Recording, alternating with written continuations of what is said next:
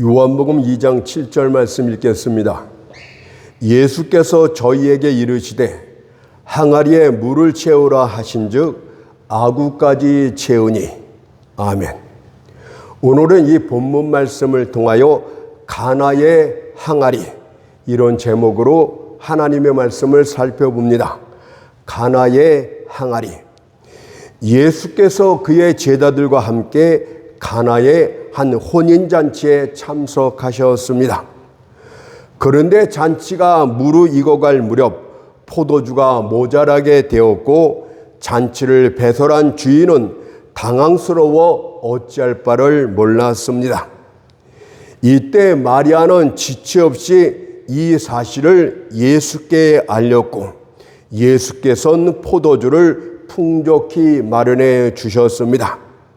이것이 바로 물이 변하여 포도주가 된 예수님의 공생애의 첫 번째 기적이 되겠습니다. 율법 아래에서는 모세가 물을 피로 변하게 하는 복수의 기적을 보여줍니다. 출애굽기 7장 20절을 보니까 지팡이를 들어 하수를 치니 그 물이 다 피로 변하고, 하지만 예수님께서는 물을 포도주로 변하게 하는 은혜의 기적을 행하심으로 복음의 시대를 활짝 여셨습니다. 그리고 모세의 기적은 애굽 왕 바로로부터 애굽 사람들 전체가 볼 수 있게 행했던 기적이었습니다.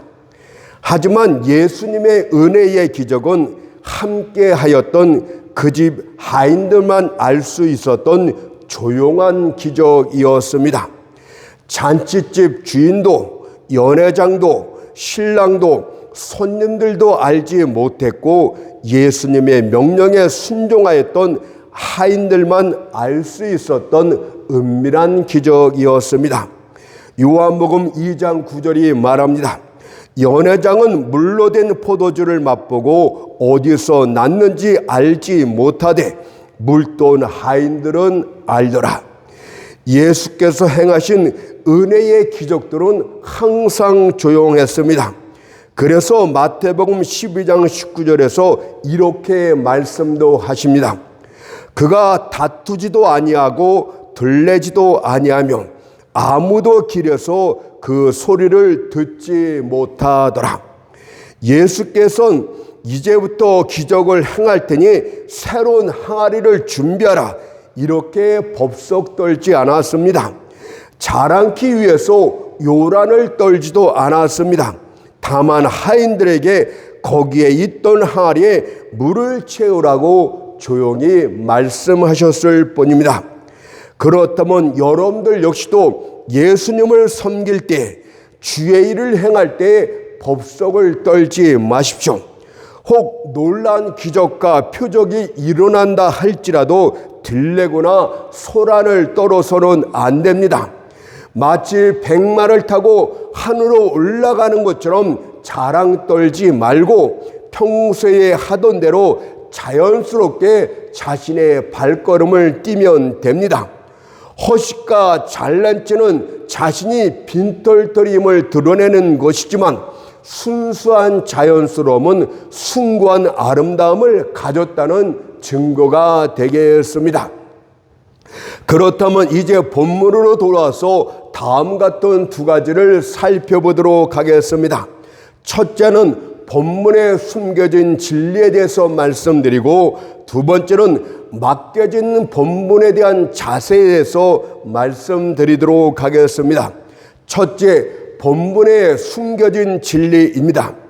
물이 변하여 포도주가 변한 이 기적은, 포도주가 된 기적은 주님 말씀에 대한 하인들의 온전한 순종의 결과라 할 수 있겠습니다. 또한 그것은 마리아가 말했던 내용이기도 합니다. 요한복음 2장 5절 말씀을 보니까 너희에게 무슨 말씀을 하시든지 그대로 하라. 주님께서 무슨 말씀을 하든 어떤 명령을 내리든 간에 그대로 온전히 순종하게 되면 포도주가 되는 기적, 바로 기쁨의 기적이 여러분들에게 임할 것이라는 본문의 기적의 설명이 되겠습니다. 전도서 8장 4절을 보니까 왕의 말은 권능이 있나니라고 하였듯이 만왕의 왕 되신 주님의 말씀에는 절대적인 권능이 있습니다. 그분의 말씀에 의해서 만물이 창조되지 않았습니까? 시편 33편 6절을 보니까 여호와의 말씀으로 하늘이 지음이 되었으며 그 만상이 그 입기운으로 이루었도다. 또한 그분의 말씀에 의하여 만물이 파괴될 것도 예언하고 계십니다. 베드로서 3장 7절을 보니까 이제 하늘과 땅은 그 동일한 말씀으로 불사르기 위하여 간수하신 바 되어, 그리고 그분의 말씀에 의해서 인생들이 살기도 하고 죽기도 합니다. 시편 90편 3절을 보니까 주께서 사람을 티끌로 돌아가게 하시고 말씀하시기를 너희 인생들은 돌아가라 하셨사오니, 게다가 섭리 가운데 일어나는 모든 일, 모든 역사가 그분 말씀에 의해서 이루어집니다. 이사야 46장 11절을 보니까 내가 말하였은즉 정령 이룰 것이요 경영하였은즉 정령 행하리라. 그런데 우리가 어찌 그분의 주권적인 말씀에 순종치 않을 수 있단 말입니까? 만일 그 명령이 사람의 것이라면 그 사람이 아무리 현명한 사람이라 할지라도 그것을 안 지켜도 되고 아마 안 지키는 것이 훨씬 옳을지도 모르겠습니다. 우리들은 가끔 마치 우리가 무엇이라도 할 수 있는 것처럼 교만스럽게 말들을 하지만 결국 우리의 말이란 그저 거품이요 허공을 치는 소리에 불과합니다. 하지만 명령을 하신 자가 만왕의 왕 주 예수 그리스도이시라면 그 명령에 순종하는 것이 지혜가 되겠습니다.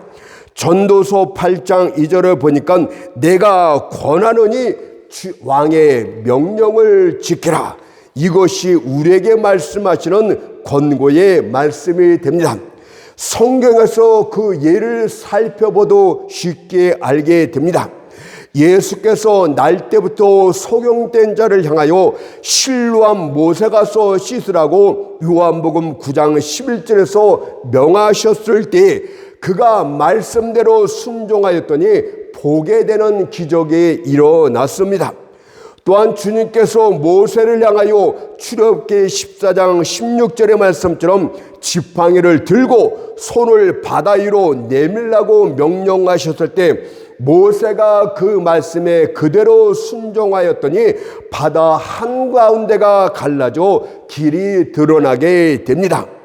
주께서 여호수아를 향해 여호수아 6장 5절 말씀처럼 양강나팔을 기계에 불라고 명령하셨을 때 그가 말씀에 그대로 순종하였더니 견고한 성 여리고가 한 번에 무너져 내렸습니다.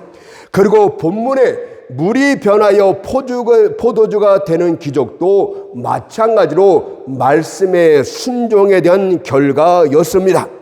예수께서 요한복음 2장 7절의 말씀처럼 항아리에 물을 채우라고 명령하시자 하인들이 순종을 합니다.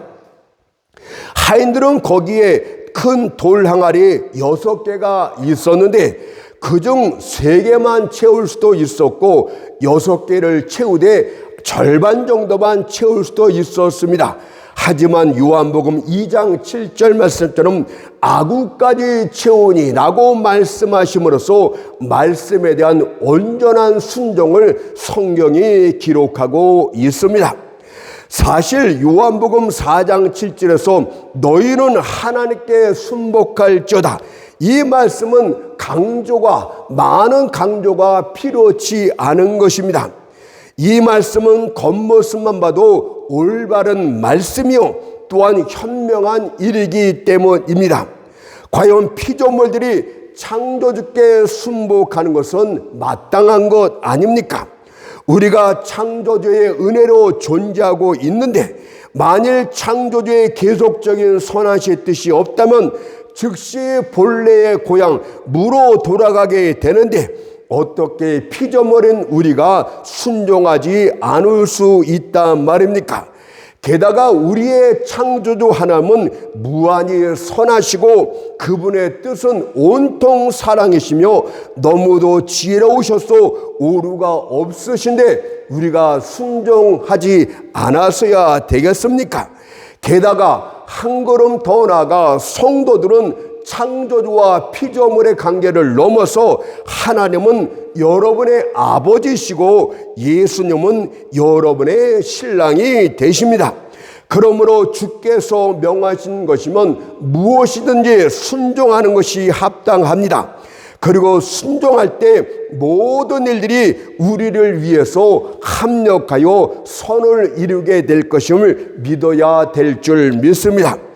요한계시록에 나오는 7교회 중 하나였던 빌라델피아 교회를 눈여겨보십시오.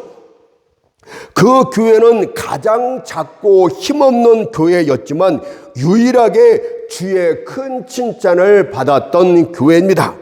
그 이유는 무엇입니까? 주의 말씀에 대한 온전한 순종 때문에 그 교회가 큰 칭찬을 받습니다. 계시록 3장 8절을 보니까 내가 적은 능력을 가지고도 내 말을 지키며, 이 교회는 아주 외모상 보잘것이 없었어요. 성도들도 거의 없었고 물질적으로 할 수 있는 일들은 거의 할 수가 없었습니다.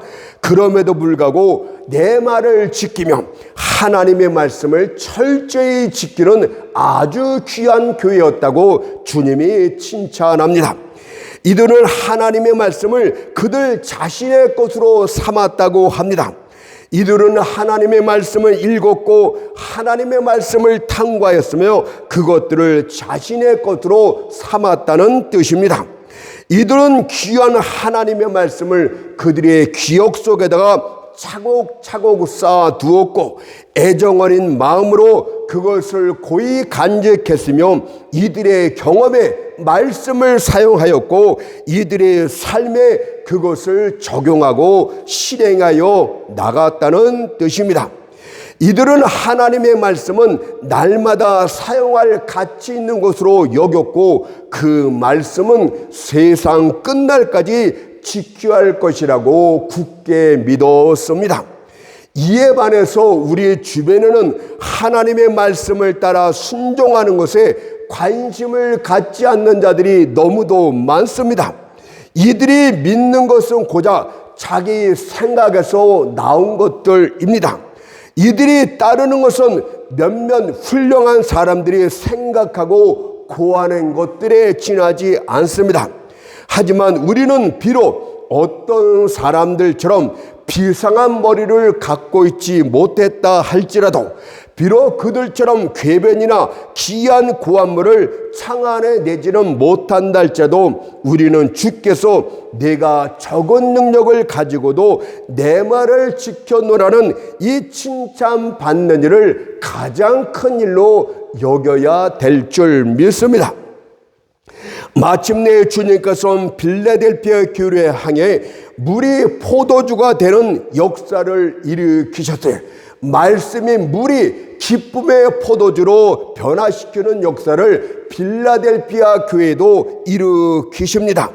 바로 빌라델피아 교회에 그 포도주가 되는 열린 문의 은총을 허락하셨습니다. 계시록 3장 8절을 보세요. 볼지어다 내가 네 앞에 열린 문을 두었을 때 능히 닫을 사람이 없으리라. 여러분들 작은 교회에서 열린 문을 주시는 이 약속의 축복은 기적 중에 기적이라고 할 수 있겠습니다.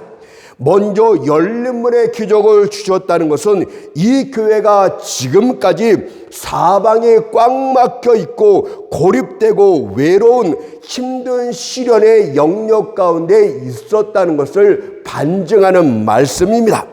주님께서는 이런 어려운 상태에서 그들의 충성됨을 오래도록 시험하셨습니다.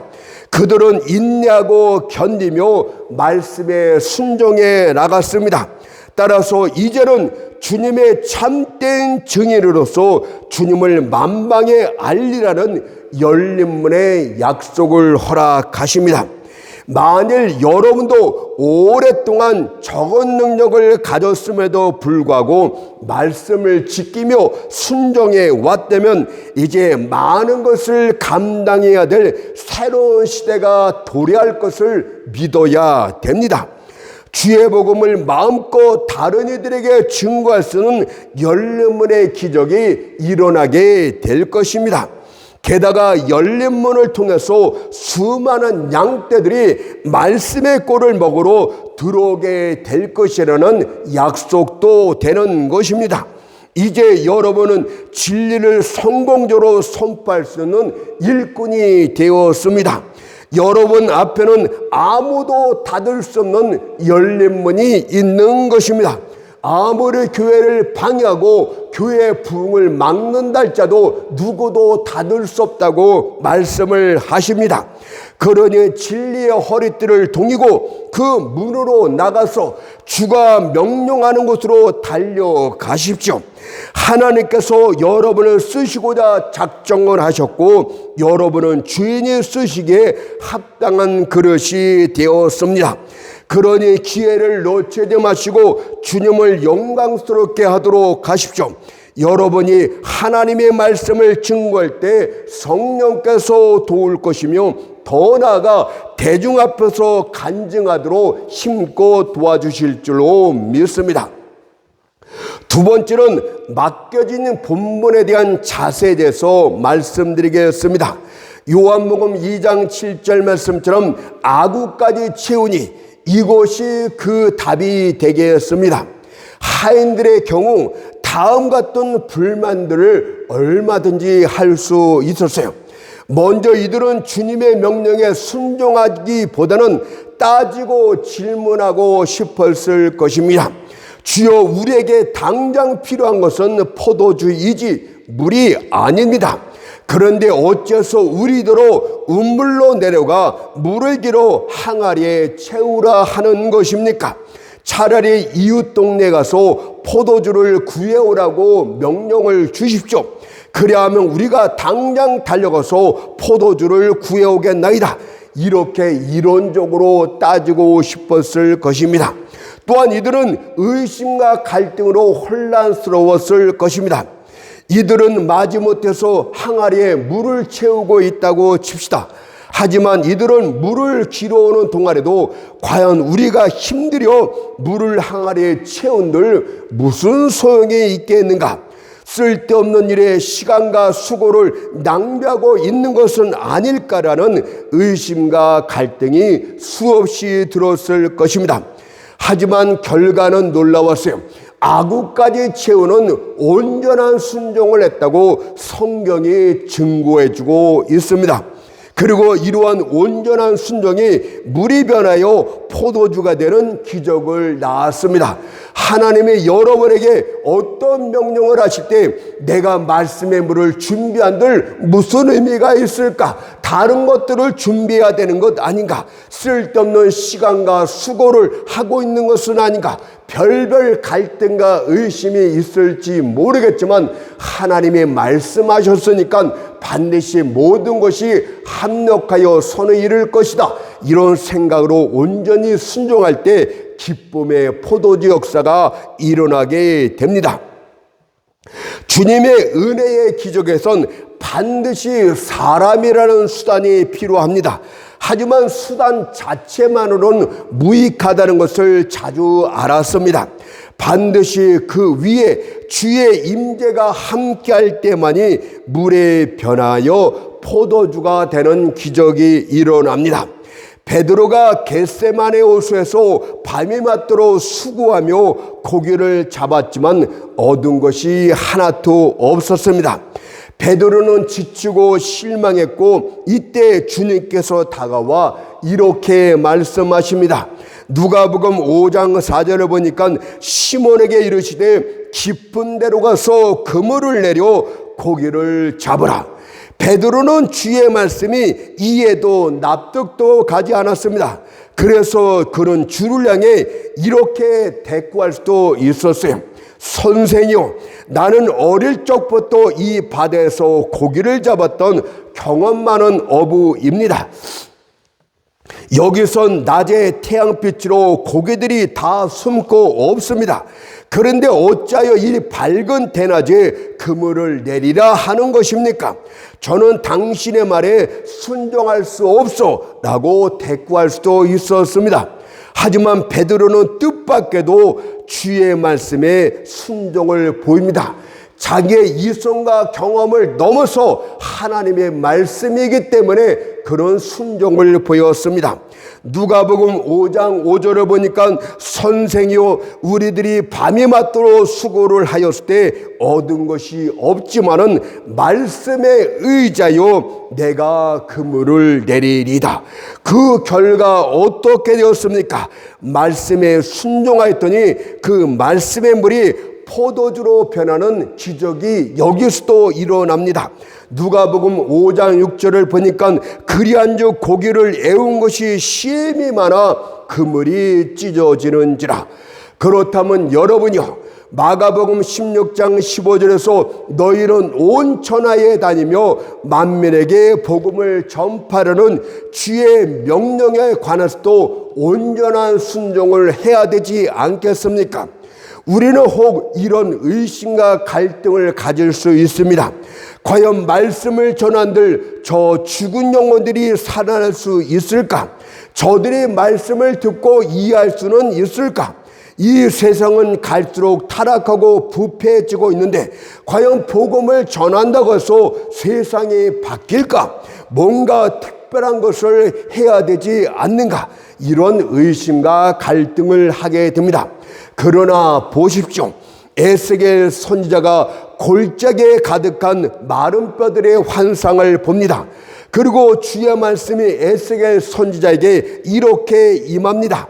에스겔 37장 4절을 보니까 너는 이 모든 뼈에 태어나여 이르기를 너희 마른 뼈들아 여호와의 말씀을 들을저다. 예수를 영접하지 못한 죽은 영혼들은 마른 뼈들 그 자체입니다. 영적인 귀, 영적인 눈, 모든 것이 영적 상태가 죽어 있음에도 불구하고 태어나여 이르기를 너희 마른 뼈들아 여호와의 말씀을 들을저다 라고 명령을 합니다. 과연 하나님의 말씀을 태어났을 때 마른 뼈들이 들을 수 있겠습니까? 마른 뼈들이 다시 살아날 수 있겠습니까? 그런데 하나님의 말씀을 외치자 뼈들이 서로 맞대어 연락하고 살과 근육이 덮이고 생기가 들어가 하나님의 군대가 되었다고 합니다.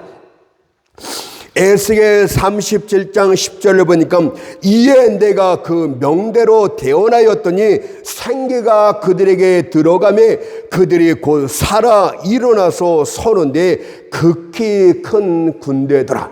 여러분들 말씀 자체에 능력이 있는 것이 아니고 말씀을 그대로 하나님이 하라고 한 대로 하면 성령께서 역사하시고 주의 기적이 일어난다 이 뜻 아니겠습니까? 뿐만 아니라 요나가 큰 성 니느웨로 들어가 외칠 때도 마찬가지였습니다. 그들은 하나님을 모르는 자들이요 포악하고 호전적인 민족이었습니다. 그러나 요나는 요나서 3장 2절에서 일어나 저 큰 성읍 니느웨로 가서 내가 내게 명한 바를 그들에게 선포하려는 주님의 말씀에 순종하여 하루길을 행하며 40일이 지나면 니느웨가 무너지리라고 외쳤습니다. 하나님을 모르는 포악한 족속들은 이런 요나를 당장 잡아서 죽일 수도 있었습니다. 하지만 놀라운 반전이 일어났습니다. 위로 왕으로부터 시작해서 모든 니느웨 백성들이 금식하며 회개하는 기적이 일어났다고 합니다. 요나서 3장 5절을 보세요. 니느웨 백성이 하나님을 믿고 금식을 선포하고 물은 대수하고 굵은 배를 입은지라. 이제 결론을 맺겠습니다. 그러므로 하나님의 일꾼들이여 복음 증거하는 일에 아구까지 찰 정도로 힘을 다해 충성하도록 하십시오. 저 흉악한 자가 변할까? 이 음란한 세대가 회개할까? 이런 의심은 조금도 하지 마십시오. 왜냐하면 그 복음의 외침에 주의 임자심이 함께하기만 하면 물이 변하여 포도주가 되는 은혜의 기적이 또다시 일어날 것이기 때문입니다.